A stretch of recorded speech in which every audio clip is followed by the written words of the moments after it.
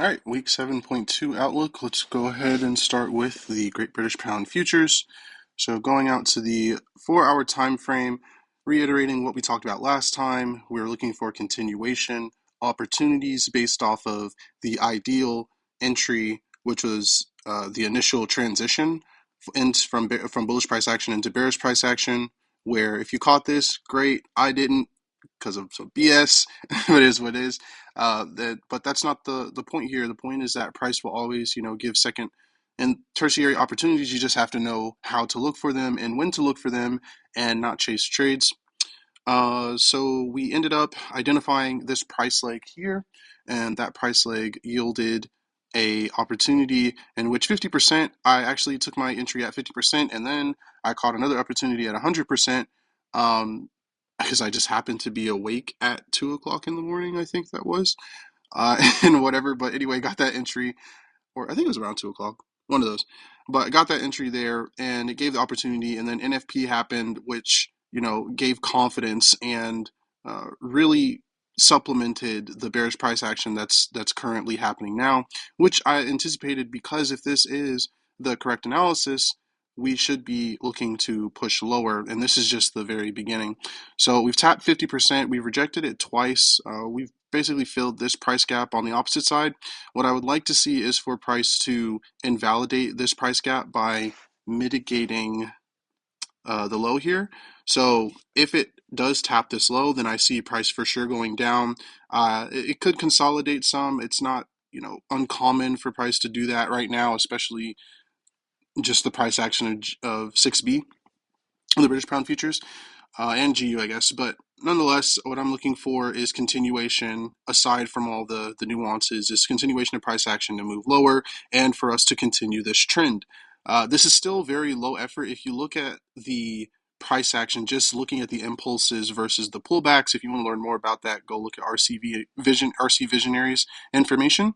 But look at the candles, the I guess my bearish candles, which are the black candles, and how prominent, how large they are, and how voluminous and how quick they are in succession, versus the bullish candles. They're very short. They might be in succession, but they don't really cover, they don't displace much. They don't give any, distance. Versus the black candles, they give very, very large displacement. So that's also just indication that momentum is still there. It's still strong. I mean, even looking at this, you can see that 1, 2, 3, these candles right here that caused the pullback to get up to here was immediately engulfed just by one NFP candle. Like, just look at that. That one black candle here engulfed all three of these candles. So the momentum is definitely still there. The selling pressure is definitely still there. And so I would look for a continuation of price action, at minimum going towards the low of the price leg, and then obviously our 4-hour target here and then here. Primarily, I'm more so looking at this target for the 4-hour target, just for conservative. But obviously, I told you guys this is a swing trade, so I'm really looking, you know, for ultimate target to be around 1.27. And then that's, if you catch more opportunities, obviously we're going to be looking at this for the long term or for the perceivable future. So if there are more opportunities that present themselves, obviously look to capture them. And so, yeah, the counter analysis is that, I mean, from the daily perspective, don't really want to do that. Actually, we did have a response from a opposite side price gap, but it's not really supported. We had 50% mitigation right there of this price gap, but this price gap, even though it is, exists, it doesn't have an action mitigation. It doesn't mitigate a previous price gap, so it's not really supported in my eyes to justify this bullish price action that was presented. I really don't look at this. I'm focused on the bearish price action and seeing, okay, if we have bearish price action, how do we solidify this price leg based off of this impulse, which would render this low here, even though it is a mitigation of a previous price gap. To me, it's just a liquidity point. We already have a structural point, and we were just looking for a pullback to get another entry for price to continue the bearish price action. All right, so that's how I'm viewing that.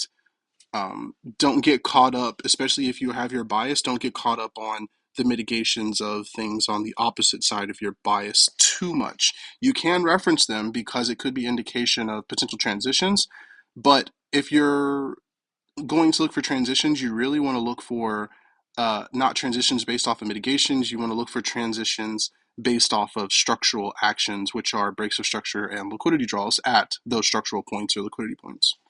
All right, moving on to gold. Gold is steady, moving up to the area of interest that I'm looking for, so not much to say there.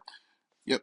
All right, moving on to the NASDAQ. The NASDAQ, I believe we talked about, we had an internal break of structure. We're still consolidating inside of this price leg, but this is starting, even though the bias is still bullish overall from the macro perspective. So if we're looking at the daily, the bias is still very, very bullish, but it's starting. The momentum is really starting to slow down as far as the bullish side. And so, similar to the logic I just laid out, you can see that it takes a lot more candles in succession if we're looking at this now from the momentum standpoint versus the black candles are starting to pick up a lot more momentum compared to the purple candles.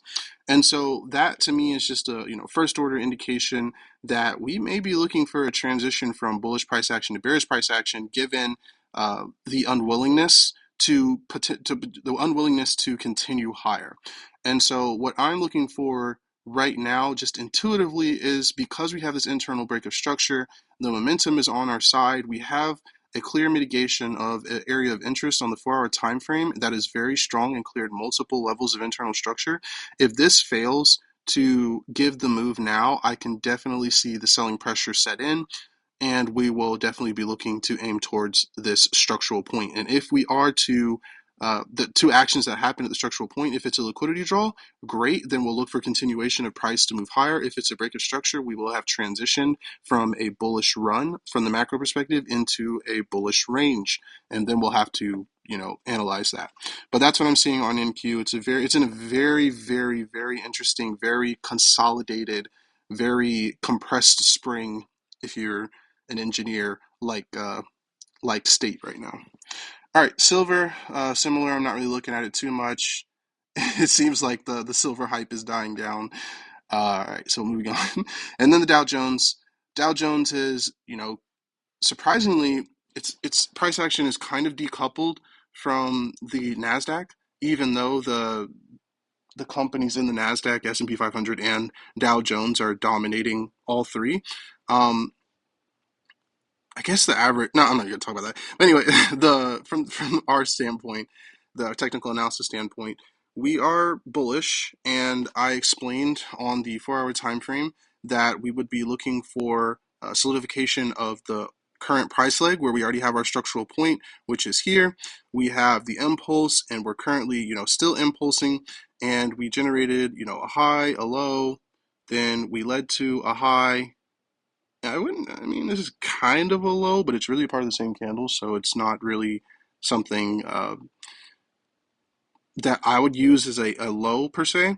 If you were on another time frame, you could possibly use it, but the low that I would be looking for solidification, if this is, I'm just tracking the lows now, would be essentially this low here. So we are in the impulse phase. We have our structural point that started the impulse phase. This is the low that led to the break of this high, which is why I'm using it as my structural point.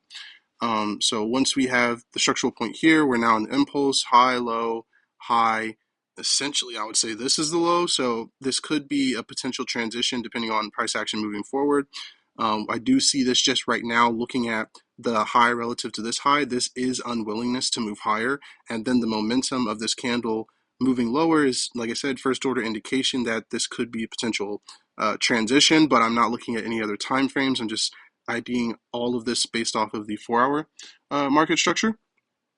And so if we are to break structure at this low, then we will solidify the pullback, and then we'll look for potential opportunities in the discount side of the price leg. And then, and then again, the counter narrative is if this were to break this structural point, then we will then be transitioned from a bullish run into a bullish range. All right, that's it for the outlook. Pretty quick. Hope you learned something. Peace.